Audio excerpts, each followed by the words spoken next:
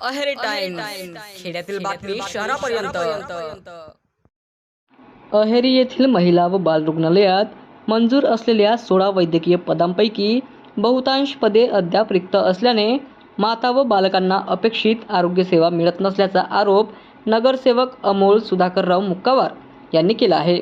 या संदर्भात त्यांनी मुख्यमंत्री तथा गडचिरोली जिल्ह्याचे पालकमंत्री देवेंद्र फडणवीस यांना निवेदन सादर करून तातडीने पदभरतीची मागणी केली आहे। निवेदनानुसार डिसेंबर 2025 मध्ये रुग्णालय सुरू झाले असले तरी सध्या केवळ एक बालरोग तज्ज्ञ कार्यरत असून इतर महत्त्वाची पदे रिक्त आहेत। त्यामुळे प्रसूती व अन्य उपचारांसाठी नागरिकांना अजूनही उपजिल्हा रुग्णालयावर अवलंबून राहावे लागत आहे।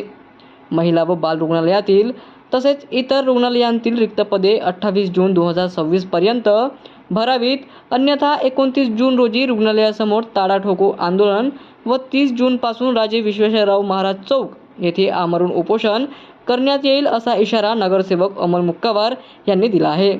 यापूर्वी देखील नगरसेवक अमोल मुक्कावार यांनी उपजिल्हा रुग्णालयातील पदभरतीविषयी आंदोलन केले। त्यानंतर तिथे बधिरकरण तज्ज्ञ आणि इतर पदे भरण्यात आले होते। हे विशेष।